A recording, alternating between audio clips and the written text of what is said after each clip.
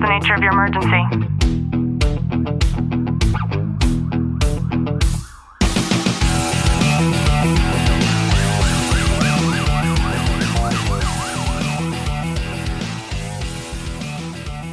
Welcome back to the Tactical Living Podcast. I'm your host, Ashley Walton, joined by Sergeant Walton. Con, how are you? I'm really good. You know, we have a friend who had a major surgery, and it was unexpected to be as soon as it was. And we were supposed to hang out for the 4th of July. I remember last year we went to Applebee's. It was the only time I've been to Applebee's in like 5 years or something. And then afterwards, we took the kids and we found a really private place to park, and we watched fireworks. We watched a lot of fires get ignited, and, you know, it was a really good time. We were supposed to basically have a repeat of that this year. And our friend, you know, stuck in a hospital bed in immense pain. This was a very extensive surgery. She was really sad, and she messaged us to say that, you know, she wished that we were doing what we were supposed to be doing. And it got me thinking about how, first of all, you're not always missing what you think that you're missing when you're missing out on holidays or special events, especially when you work in law enforcement. And, you know, I sent her a video back showing her that I was upstairs working and you were downstairs, and you had just made me lunch, and I show her my plate of cottage cheese, cantaloupe, and prunes like an old person. And then we went to bed at like 7:30 that night and didn't even nonetheless hear a single firework. And I think a lot of the times people, you know, feel like they're missing out on those monumental dates, but we also need to realize the importance of creating that same type of event, even if it's not on the day. And a lot of people miss the mark on that. Yeah, especially being in law enforcement. I mean, I can think of so many holidays that I've missed out on, and I don't look at it that, and I shouldn't say missed out on, because yeah, I wasn't able to be home on like the day of, say, the specific date, whatever it may be. But that's one thing that's always been amazing with you, is you've always made sure to go over and above, whether it's that specific day or the following day. And having that day, it's not about a date, it's about coming together and celebrating it together.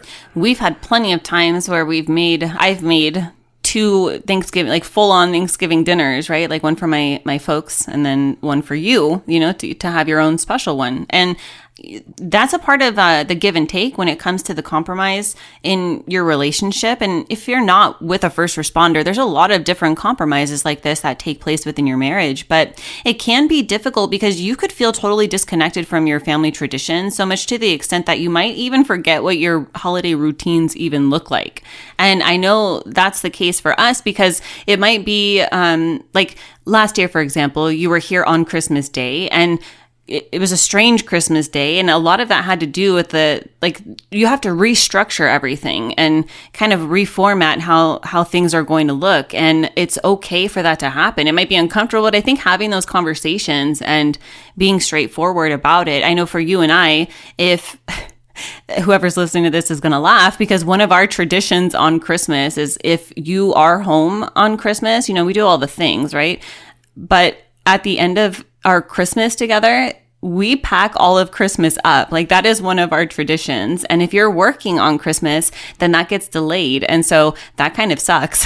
But that's just an example of something that is kind of okay, you're going to go along with the flow and not make a big fuss over it, because that's just what the schedule looks like that year.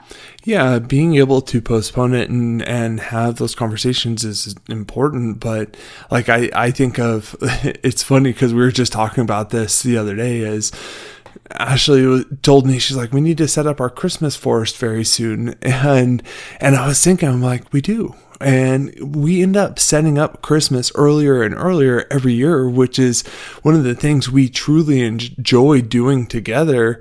And then, as you said, is breaking it down that day of. That's like, okay, holidays are done, let's get this wrapped up, and now back to normalcy. Yeah, and something untraditional in comparison to most family units is that I work so much, and then you, especially on graveyard right now, are gone 3 days out of the week, and then you're basically gone or sleeping 3 days out of the week.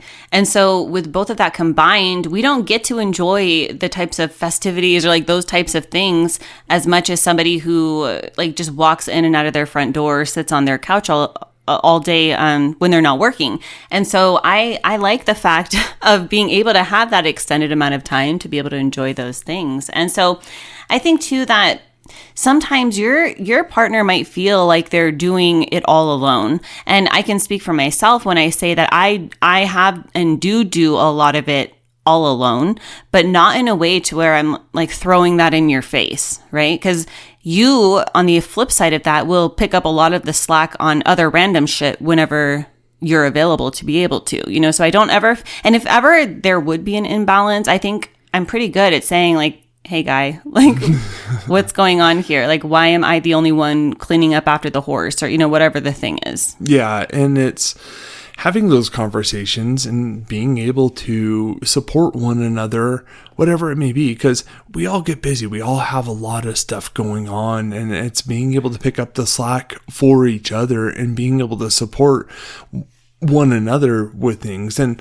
like, I look at it as like, when I come home, my goal is to make Ashley's life as simple and easy as possible so she can focus on what she has going on, because she has so much going on all the time. And she does the same thing for me when I'm at work, because it is very challenging, especially working, you know, the graveyard hours, the 12 and a half hours a day, and then trying to get sleep in between and doing that. You have to have a balance and share that workload amongst yourselves.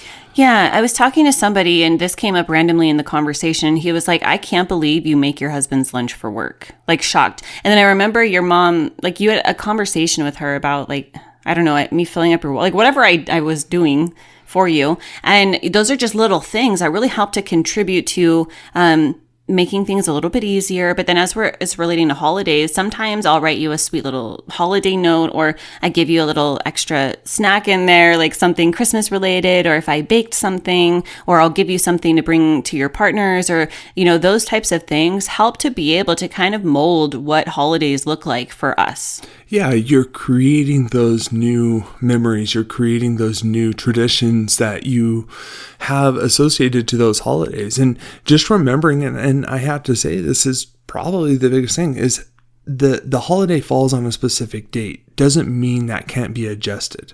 Yeah, you can, unless you're my father, right? Yeah, that's true. That's true. He's very traditional in that way, but you can create alternate holidays on your days off. Absolutely. And then also, I think too, leaving your presence, even if you can't be there. So it could be something like a letter or a video or a gift, like something that shows that you, as the person who's away, are putting forth that effort to be able to be there, even though you're not there physically. Yeah, being able to leave those little surprises because they're memorable, and it's important to share that with each other. Also, I feel like it's important to not be dismissive about it, right? It's okay for you to know that you have to work, know that you're going to be gone on that holiday or that birthday. And then instead of just ignoring it because it sucks, to verbalize like, yes, this sucks, you know, and then to show that you're in the same boat with your family unit. It's okay to not be happy and to actualize when things, they suck. Yeah, being in the law enforcement or any like first responder type or military type profession, you're going to miss holidays. You're going to miss critical moments in your family's life. And it's sharing that suck with your family and communicating it, but also knowing that it's not forever. Something that you're great at, and I think is so important for you, the person who's away for these types of events, is to find one thing, one ritual, something that just grounds you in the season or in the event. So let's say that it's your daughter's birthday and you're not going to be able to be there on her day, and you did all the things at home, but then you're at work and it sucks. And so you might stop at the market and grab yourself a cupcake and sit there in peace and enjoy that cupcake for your daughter. Yeah, and it's little things like that really one, make you feel like you still have that connection, but two, it shows your family too, if they know about it, then that you're still wanting to be involved and be connected with each other. Yeah, or even for you to be listening to holiday music if you enjoy. I know some people absolutely hate it. I absolutely love it. Listening to holiday music on Christmas because you're not at home with your family. Yeah, being able to have those, it gives you time to reflect and to appreciate, because ultimately you want to appreciate your family when it comes to these holidays and appreciate the memories that you have associated to it. I hope you've gotten some value out of today's episode. If you have, do us a favor, drop a review, subscribe down below, and as always, know that I'm sending you a long, tight hug from my home to yours.